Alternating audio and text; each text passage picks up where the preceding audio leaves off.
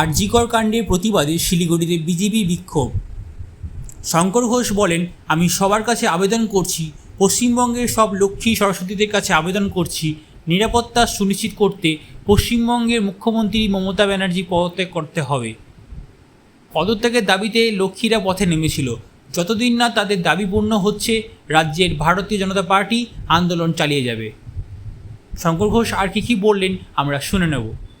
Bureau report, news prime Times. করতে হবে, Mamata must resign. আমাদের বিরোধী দলনেতা, আমার রাজ্য সভাপতি আমাদের নির্দেশ দিয়েছেন, রাজ্য জুড়ে মমতা ব্যানার্জির পদত্যাগের দাবিতে আমরা অবস্থান করছি। আরজি করে কর্তব্যরত ছাত্রী তার নৃশংস হত্যা, পরবর্তীকালে আরজি করে ভাঙচুর করে প্রমাণ লোপাট করা, রাজ্যে লাখো লাখো নারীরা যখন বিচারের দাবিতে যখন তারা রাস্তায় নেমেছে, একজন কুখ্যাত, আমি জানি না একটা শব্দ বলে বংশে যারা খুব বাজে লোক হয় তাদের কি অঙ্গার নাকি বলে, ওইরকম একজন উত্তরবঙ্গ উন্নয়ন মন্ত্রী বলেছেন যে রাত্রেবেলা যদি বাড়ির মেয়েরা বড়দের কাছে, পরিবারের কাছে মার খায়, আমাকে ফোন যেন না করে। আমার মনে হয় উনি ওনার নিজের বাড়ির অভিজ্ঞতার কথা বলেছে। যারা এই রাজ্যের এত মহিলাদেরকে অপমান করেছে, তার পাশাপাশি অনেকে বলেছে নাটক। আমি সবার কাছে আবেদন করছি, পশ্চিমবঙ্গের সব লক্ষ্মী সরস্বতীদের কাছে আবেদন করছি, মা বোনেদের কাছে আবেদন করছি যে লক্ষ্মী সরস্বতীদের নিরাপত্তাকে সুনিশ্চিত করতে হলে পশ্চিমবঙ্গের একমাত্র অলক্ষ্মী মমতা ব্যানার্জিকে এই রাজ্য থেকে পদত্যাগ করতে হবে। সেই পদত্যাগের দাবিতে লক্ষ্মীরা পথে নেমেছিল অলক্ষ্মীকে দূর করবার জন্য। সেই অলক্ষ্মী যতদিন না দূর হবে, রাজ্যে ভারতীয় জনতা পার্টি আমাদের প্রতিবাদ আন্দোলন আমরা চালিয়ে যাব। মমতা বন্দ্যোপাধ্যায় নিজে আজকে পথে নামবেন। দেখুন, ওনার নাম নেবেন না, একে দিন খারাপ যাবে। রাজ্যের অবস্থা খুব খারাপ যাচ্ছে, বারবার করে নাম নেবেন না, রাজ্যটা রসাতলে চলে যাচ্ছে ওনার নাম নিতে নিতে। নাম নেবেন না, উনি কোথায় নামবেন, যেখানটা নামবেন পরবর্তীকালে যেন কেউ ওখানে গিয়ে গঙ্গা জল দিয়ে ধুয়ে দিয়ে আসে। আরজি করে যে হামলা হলো পরশুদিন রাতে, সেটা বিরোধীদের দিকেই রাম এবং যে যেমন তার তো মুখও তেমন।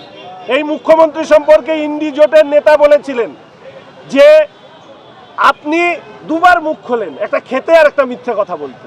স্মরণ করাতে চাই না আর ওনাকে ওনার নাম, শুধু বলি মুখ্যমন্ত্রীকে, ক্ষমতার দর্পে এমন কিছু করবেন না যা সারা রাজ্যের মানুষের যে ঘৃণা গতকাল রাত্রে, গত 14 তারিখ রাত্রে বর্ষিত হয়েছে আপনার প্রতি, তার আরও কয়েক গুণ বেড়ে যায়। কলকাতাতে 4-5 হাজার লোক সংগঠিত করে হসপিটালে ভাঙচুর করার ক্ষমতা সমস্ত রাজনৈতিক দল অ্যাপার্ট ফ্রম তৃণমূল কংগ্রেস এ কাজ কেউ করবে না, কারণ এই ধরনের ঘৃণ্য কাজ আর অন্য কেউ ভাবতে পর্যন্ত পারে না।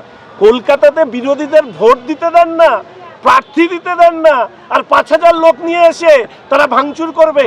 মিথ্যার বলিহারি, লজ্জা হয় যে একজন মুখ্যমন্ত্রী এই রাজ্যের শাসন ক্ষমতায় আছে। আর আপনি তো পুলিশ মন্ত্রী, আপনি যদি জানেন বিরোধীরা করছে তাহলে বসেছিলেন কেন?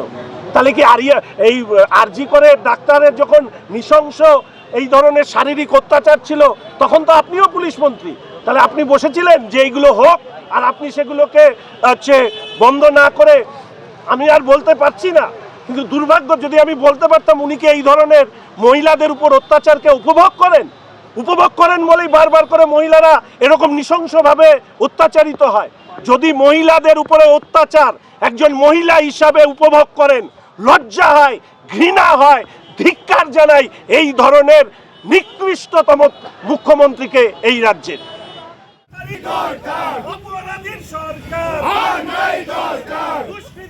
সরকার